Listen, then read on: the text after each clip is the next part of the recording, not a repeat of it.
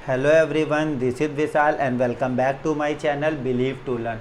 और आज आप सभी के लिए एक बहुत बड़ी खुशखबरी निकल कर सामने आई है कि आपकी परीक्षा तिथि को घोषित कर दिया गया। तो अब आप सभी कमर कस लें, बहुत मजबूती के साथ कसम खा के तैयारी में लग जाएं कि आपको अपने अपने परिवार और समाज की सेवा करने के लिए सबसे पहले अपने पैरों पर खड़ा होना होगा और उसके लिए हर हाल में आपको अपनी एक सीट पक्की करनी है। इसी प्रण के साथ आप हमारे साथ तैयारी में जुट जाएं और मैं बहुत अधिक प्रयास करने वाला हूं कि आपको एक सीट में दिला कर रहा हूं। तो चलिए आज हम देखने वाले हैं मौर्य काल के जो एमसीक्यू हैं, जो ऑब्जेक्टिव हैं उनको, क्योंकि आपके लिए रामबाण का काम करने वाली है test series, model test paper और एमसीक्यूज़। और ये तीनों के तीनों करीब 10,000 की संख्या में हिस्ट्री के हमारे चैनल पर सॉल्व करवाए जाने वाले हैं। तो सबसे पहला क्वेश्चन देख लेते हैं कि अगर हम बात करें मौर्य काल की, तो आपको पता होगा कि जो मौर्य राजवंश है वो 323 ईसा पूर्व से लेकर के 184 ईसा पूर्व तक के समय को माना गया है, या मौर्य काल का जो समय है वो कितना माना गया है, तो 323 ईसा पूर्व से 184 ईसा पूर्व का माना गया है। तो आज हम उसी से संबंधित जितने भी प्रश्न हैं जो इम्पोर्टेंट है परीक्षा की दृष्टि से उनको जानेंगे। तो सबसे पहला प्रश्न आपके पास दे रखा है कि वह शासक कौन था जिसने राज सिंहासन पर बैठने के लिए अपने भाई सुसीम की, तो अगर हम बात करें कि किसने अपने भाई सुसीम की हत्या की थी, तो उसका सही आंसर हो जाएगा अशोक ने। क्योंकि आपको पता है कि अजातशत्रु की बात मौर्य वंश में नहीं हो सकती है, ना मौर्य काल में हो सकती है और ना ही कनिष्क की हो सकती है। और सिंपल सी बात है कि ये सवाल इतना सरल है कि सभी बच्चों को पता होगा कि जो अशोक थे उन्होंने ही क्या किया था, अपने भाई सुसीम की हत्या करके राजगद्दी को प्राप्त किया था। अब हम और आगे बढ़ते हैं और नेक्स्ट क्वेश्चन देखते हैं। तो जैसा कि आप देख पा रहे हैं कि निम्नलिखित में से सम्राट अशोक की वह पत्नी, बहुत इंपॉर्टेंट सवाल है कि सम्राट अशोक की वह पत्नी जिसने उसको प्रभावित किया था कौन है, तो आपको बताना है। आपके पास 4 ऑप्शन दे रखे हैं। तो अगर हम बात करें तो वो कौन थी, वो थी कारुवाकी। क्या नाम था उनका, उनका नाम था कारुवाकी। ये बात आपको दिमाग में बैठा लेनी है और आपको बताना है कि इनके बारे में किस अभिलेख से पता चलता है, कमेंट सेक्शन में जाकर आपको बताना है। अगर हम नेक्स्ट क्वेश्चन देखें तो आपके पास 4 ऑप्शन दे रखे हैं। आपको बताना है कि अशोक ने अपने सभी अभिलेखों में, जितने भी अभिलेख हैं, पहले तो आपको ये बताना है कि जो अशोक के अभिलेख हैं वो किन लिपियों में लिखे गए हैं और सबसे ज़्यादा किस लिपि में लिखे गए। दूसरा सवाल ये है कि अपने अभिलेखों में एक रूपता का प्रयोग करने के लिए उन्होंने किस भाषा का प्रयोग किया है, तो आपको ये बताना है। प्राकृत का प्रयोग किया है, लेकिन एक रूपता लाने में कौन सी है, किस प्राकृत का प्रयोग किया है या किस भाषा शैली का प्रयोग किया, आपको ये बताना है। तो आपके पास 4 ऑप्शन दे रखे हैं और अगर हम इसके सही ऑप्शन की बात करें तो इन्होंने अर्धमगधी भाषा का प्राकृत रूप प्रयोग किया है। जो अर्धमगधी भाषा है उसका प्राकृत रूप में प्रयोग किया है, क्योंकि उस समय जन सामान्य की भाषा वही हुआ करती थी। तो ये आपको पता होना चाहिए। अब हम आगे बढ़ते हैं और नेक्स्ट क्वेश्चन को देखते हैं। जैसा कि आपके सामने दे रखा है, बिंदुसार ने विद्रोहियों को कुचलने के लिए अशोक को कहाँ भेजा था। अगर हम बात करें कि बिंदुसार कौन है, तो आपको पता होना चाहिए। बिंदुसार अशोक के क्या हैं, पिता हैं। और अगर हम बात करें कि जो बिंदुसार हैं उनके पिता कौन थे, तो उनके पिता चंद्रगुप्त मौर्य थे। साथ ही साथ आपको बताना है कि बिंदुसार के अन्य नाम कौन कौन से थे।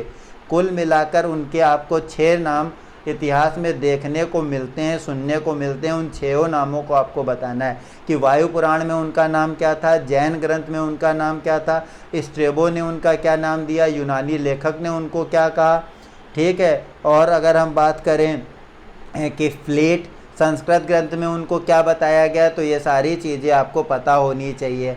पेन चुलीन ने उनको क्या कहा, ये सभी आपको पता होने चाहिए और कमेंट सेक्शन में आप जाकर बताएंगे। तो अगर हम बात करते हैं कि बिंदुसार ने विद्रोहियों को कुचलने के लिए अशोक को कहाँ भेजा, तो इसका सही ऑप्शन हो जाएगा आपका, कहाँ भेजा है उसको, तक्षशिला में भेजा। तो ये बात आपको दिमाग में बैठा लेनी है।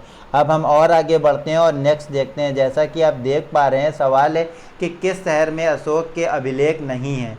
तो आपको जल्दी से बताना है कि वो कौन सा शहर है जिसमें अशोक के अभिलेख नहीं है। तो उसका सही आंसर हो जाएगा पाटलिपुत्र। अब पाटलिपुत्र से आपको बताना है कि पाटलिपुत्र नगर की स्थापना किसने की थी। बाकी सभी जगह अशोक के अभिलेख हैं, चाहे वो फिर गिरनार हो, कंधार हो, टोपरा हो, इन सब जगह पर अशोक के पाए गए हैं, लेकिन कहाँ पर नहीं है अशोक का, तो पाटलिपुत्र में नहीं है। अब हम और आगे बढ़ते हैं और नेक्स्ट क्वेश्चन देख लेते हैं।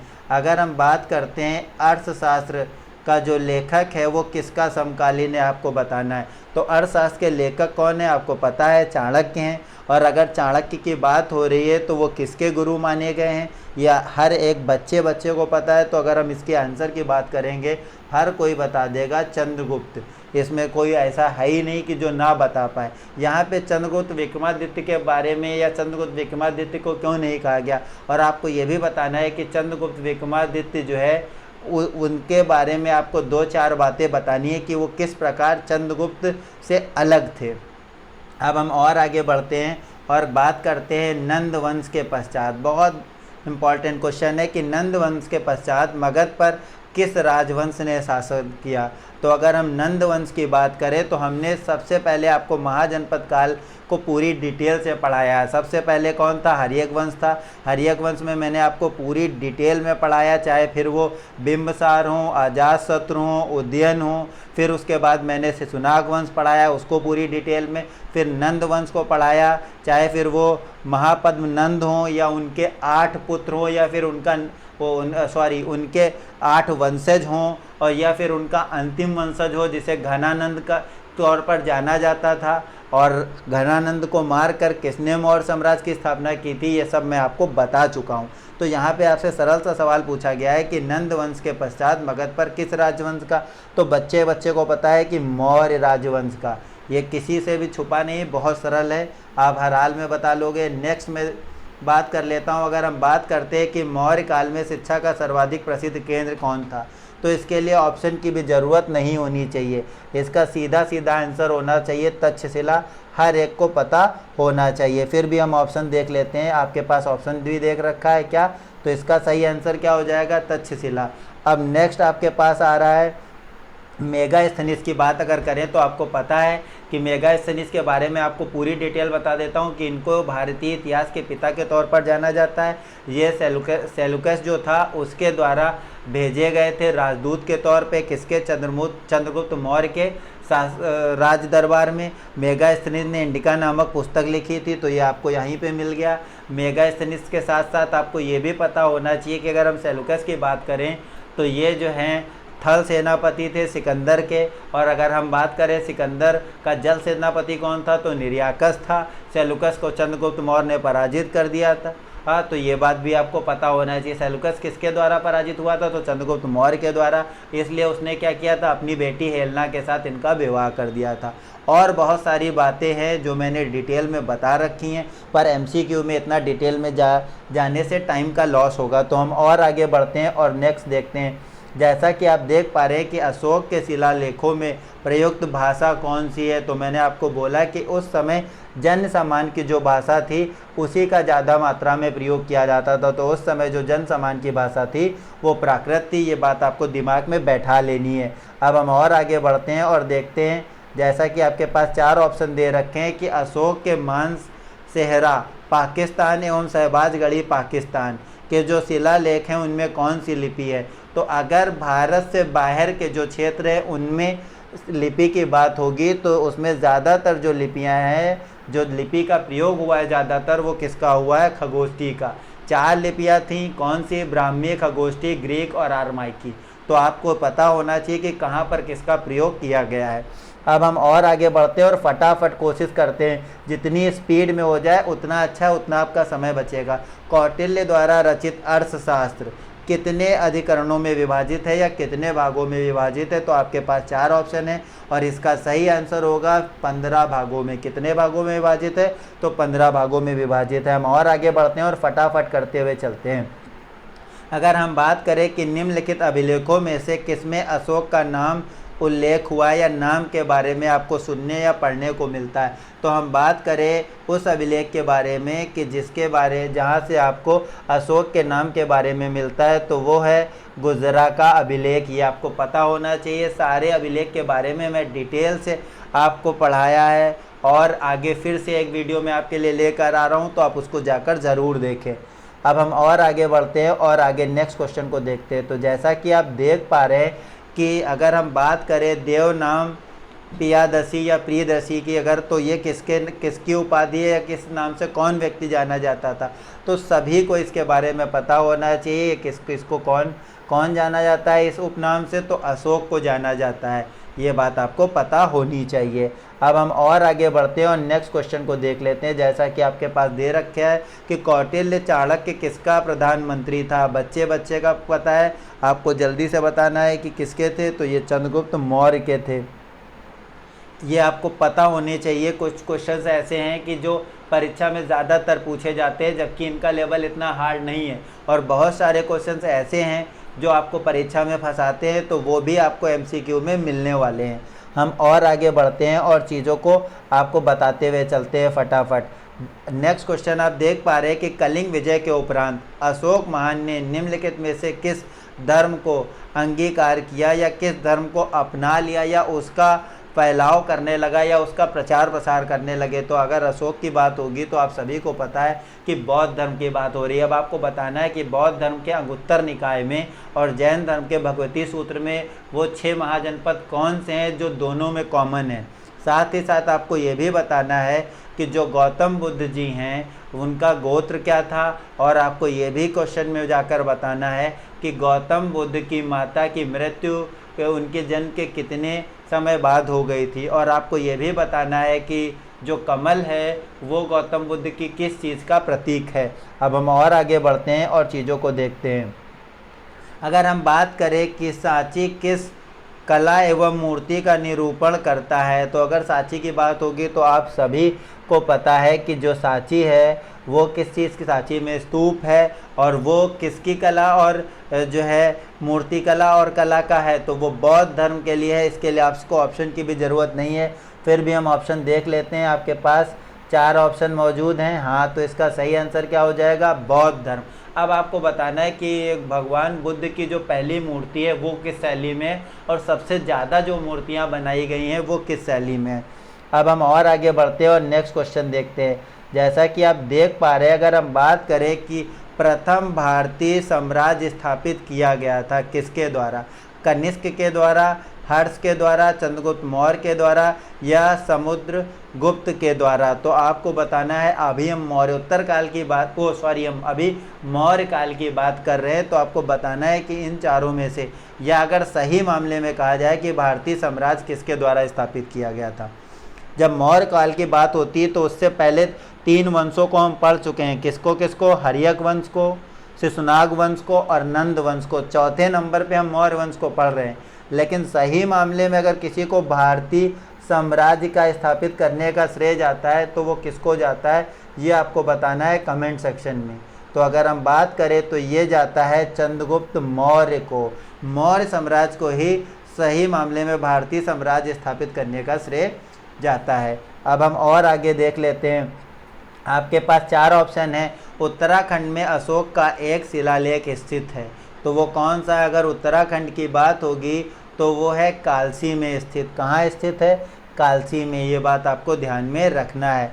अब हम और आगे बढ़ते हैं और नेक्स्ट पॉइंट को देखते हैं। अगर हम बात करें सांची का स्तूप किसने बनवाया था, बहुत सरल है, हमें लगता है कि सभी को पता होगा। सांची के स्तूप का निर्माण किसके द्वारा कराया गया था, तो अशोक के द्वारा कराया गया था। ये बात आपको पता होनी चाहिए। अब हम और आगे बढ़ते हैं और बात करते हैं कि अशोक के शिलालेखों को पढ़ने वाला प्रथम अंग्रेज कौन था, या वह कौन अंग्रेज व्यक्ति था। तो अगर हम बात करें तो आपको पता होना चाहिए कि प्रिस्पे जी हैं, जेम्स प्रिस्पे जी ने ही अशोक के शिलालेखों को सर्वप्रथम पढ़ा था, या पढ़ने का श्रेय उनको जाता है। अब हम और आगे बढ़ते हैं और नेक्स्ट देखते हैं। अगर हम बात करें कि मौर्य साम्राज्य की स्थापना किसने की थी, तो सभी को बच्चे को पता है कि इसकी स्थापना चंद्रगुप्त मौर्य के द्वारा की गई थी। अब हम और आगे बढ़ते हैं और फटाफट देखते हुए चलते हैं। हम बात कर लेते हैं मौर्य साम्राज्य में प्रचलित मुद्रा का नाम क्या था। तो अगर मौर्य साम्राज्य की मुद्रा की बात होगी तो बहुत बच्चे इसको गलत करके आते हैं। उसका नाम क्या था? तो उसका नाम पड़ था। आपको ध्यान रखना है, बहुत सारे लोग निष्क लिखाते हैं और गलत हो जाता है। अब हम और आगे बढ़ते हैं और चीज़ों को देखते हैं। अगर हम बात करें कि कलिंग युद्ध की विजय और क्षत्रियों का वर्णन अशोक के किस शिलालेख में मिलता है या किस अभिलेख में मिलता है, आपको बताना है। तो अगर हम बात करें तो इसका सही ऑप्शन आपका हो जाएगा डी। कौन से? तो 13वें शिलालेख से पता चलता है। कौन से? 13वें। ये बात आपको दिमाग में बैठा लेनी है। नेक्स्ट क्वेश्चन देखते हैं। अगर हम बात करें प्रसिद्ध यूनानी राजदूत मेगास्थनीज भारत में किसके दरबार में आया? पूरी कहानी ही बता दी है हमने।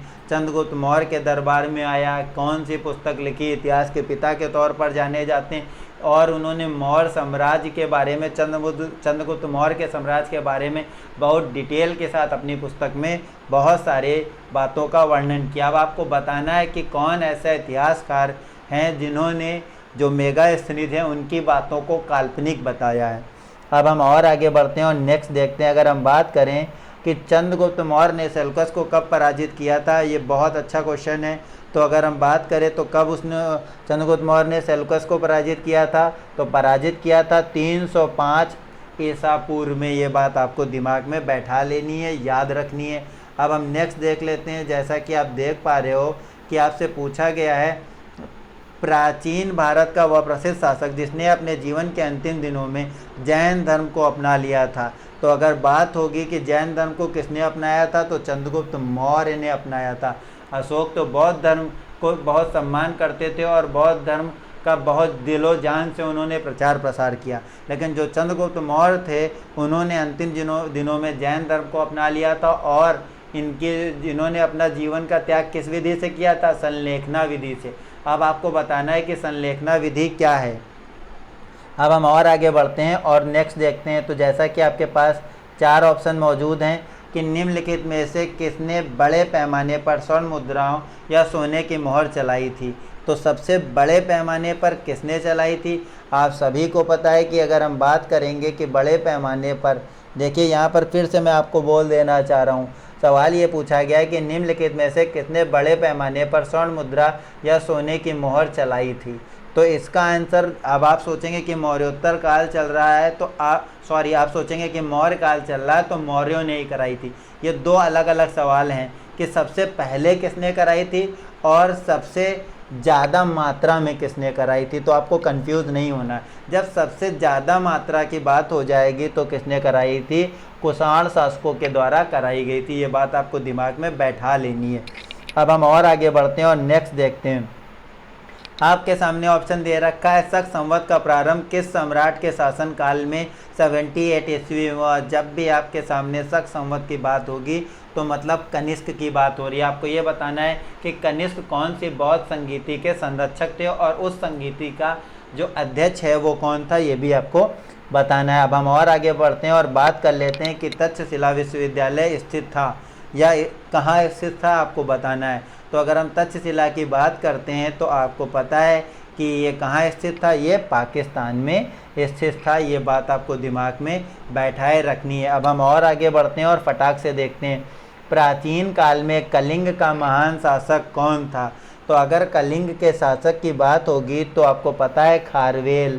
साथ ही साथ आपने हाथी गुफा अभिलेख के बारे में भी सुना होगा, भीमसेन की मूर्ति के बारे में भी सुना होगा, चीज़ें पढ़ी होंगी। अगर नहीं पढ़ी हैं तो एक बार आप हमारी जो टॉपिक की क्लास है, जो कॉन्सेप्ट बेस्ड क्लास है, जिसमें मैं ओरली और पीडीएफ के थ्रू बहुत सारी बातें बताता हूं, अगर उसको 1 से 2 बार सुन लेंगे तो हर एक छोटी से छोटी, रत्ती से रत्ती बात आपकी तैयार हो जाएगी। अब हम और आगे बढ़ते हैं और देखते हैं। नेक्स्ट आपके पास सवाल दे रखा है कि प्राचीन भारत में निम्नलिखित में से किस एक ने नियमित रूप से सोने के सिक्के चलाए थे। अगर हम नियमित रूप से सोने के सिक्के चलाने की बात करेंगे तो इसका श्रेय भी जो है कुषाण शासकों को जाता है। ये बात आपको दिमाग में बैठा लेनी है। अब हम बात कर लेते हैं पुरुषपुर निम्नलिखित में से किसका दूसरा नाम था। तो अगर आपने 16 महाजनपदों के बारे में पढ़ रखा है तो आप बहुत बेहतर ढंग से बता पाओगे। अगर हम पुरुषपुर की बात करें तो ये इसका दूसरा नाम पेशावर था। ये बात आपको दिमाग में बैठा लेनी है। अब हम और आगे बढ़ते हैं। बात कर लेते हैं चरक किसके राज चिकित्सक थे। बहुत इम्पॉर्टेंट क्वेश्चन है, बहुत ज़्यादा इम्पॉर्टेंट है, आपको बताना है। अगर हम बात करते हैं हर्यक वंश की और हम बात करते हैं कि राजा जो आपके प्रद्योत थे, जो प्रदोत थे, जो अवंती के राजा प्रदोत थे, जब वो बीमार होते हैं और उन्हें पीलिया हो जाती है तो जो बिंबसार हैं हर्यक वंश के संस्थापक, वो कौन से वैद्य को भेजते हैं, उनका क्या नाम है। और यहाँ पर बात हो रही है चरक की कि जो चरक हैं वो किस राज्य के से थे या कहाँ के राज्य चिकित्सक थे। तो अगर हम बात करते हैं चरक की तो वो थे आपके कनिष्क के समय में, ये बात आपको दिमाग में बैठा लेनी है। अब हम और आगे बढ़ते हैं और नेक्स्ट क्वेश्चन देखते हैं। पूछा गया है कि भारत में सर्वप्रथम स्वर्ण मुद्रा किसने चलाई थी। देखिए अब आपके पास आया कि भारत में सर्वप्रथम जो है वो स्वर्ण मुद्रा किसके द्वारा चलाई गई थी, ये सवाल आपको बताना है। तो इसका ऑप्शन क्या हो जाएगा, इंडो बैक्ट्रियन के द्वारा भारत में सर्वप्रथम क्या चलाई गई थी, स्वर्ण मुद्राएं चलाई गई थी। अब हम और आगे बढ़ते हैं और देखते हैं, आपके सामने पूछा गया है कि किस संग्रहालय में कुषाण कालीन मूर्तियों का संग्रह अधिक मात्रा में है। तो इसके आपके लिए आपके 4 ऑप्शन कौन से हैं वो भी मैं आपको दिखा देता हूं। थोड़ा सा जूम इन कर लें, आपके पास 4 ऑप्शन मौजूद हैं। कौन कौन से, आपके पास मथुरा संग्रहालय, मद्रास संग्रहालय, मुंबई संग्रहालय, दिल्ली संग्रहालय। तो अगर हम इसके सही आंसर की बात करें तो इसका सही आंसर हो जाएगा मथुरा संग्रहालय। आपको ये याद रखना है, ये इम्पॉर्टेंट है, कई बार बच्चे इसको परीक्षा में गलत करके आते हैं। अब हम और आगे बढ़ते हैं और बात कर लेते हैं ईसा पूर्व दूसरी शताब्दी के प्रारंभ में उत्तरी अफगानिस्तान में स्थित भारत यूनानी राज्य कौन सा था। कहाँ की बात हो रही है, तो उत्तरी अफगानिस्तान की बात हो रही है। और कौन सा राज्य, तो भारत यूनानी राज्य की बात हो रही है। कौन सा, तो इसका सही आंसर हो जाएगा बैक्ट्रिया। ये आपको पता होना चाहिए। अगर आपको हमारा ये प्रयास अच्छा लगा हो, मैं आपको गारंटी देता हूँ कि आपके परीक्षा के 10 से 15 दिन पहले तक कम से कम अपने चैनल पर मैं 5 से 10 हज़ार पूरे हिस्ट्री के, चाहे फिर वो आपका आदि ऐतिहासिक काल हो, चाहे आपका प्रागैतिहासिक काल हो, आदि ऐतिहासिक काल हो या ऐतिहासिक काल हो, सभी को मिलाकर करीब 10,000 के आसपास MCQs, टेस्ट सीरीज़ और मॉडल टेस्ट पेपर को सॉल्व करवाने वाला हूं, जिससे कि परीक्षा में एक भी सवाल उससे बाहर ना हो। और आप बेहतर तभी कर पाओगे जब आप क्या करोगे कि भारत के इतिहास के कालक्रम को बेहतर ढंग से याद रखोगे। सबसे पहले तो आपको अगर हिस्ट्री की तैयारी करनी है तो कालक्रम को दिमाग में बैठा लेना है। मैं एक बार फिर से रिपीट कर दे रहा हूँ, अगर भारतीय इतिहास की बात करें तो इसको 3 भागों में बांटा गया, प्रागैतिहासिक काल, आदि ऐतिहासिक काल और ऐतिहासिक काल। और इसके भी जितने भाग हैं वो मैंने अपने सबसे पहले वीडियो में बताए हैं। मैंने थ्योरी की क्लास डायरेक्ट थ्योरी से शुरू नहीं किए, सबसे पहले आपके दिमाग में भारतीय इतिहास के कालक्रम को बैठाया है कि इतिहास क्यों पढ़ा जाता है, कैसे पढ़ा जाता है, क्यों इतिहास ज़रूरी है, हम इतिहास से क्या सबक लेते हैं और इतिहास का क्या महत्व है।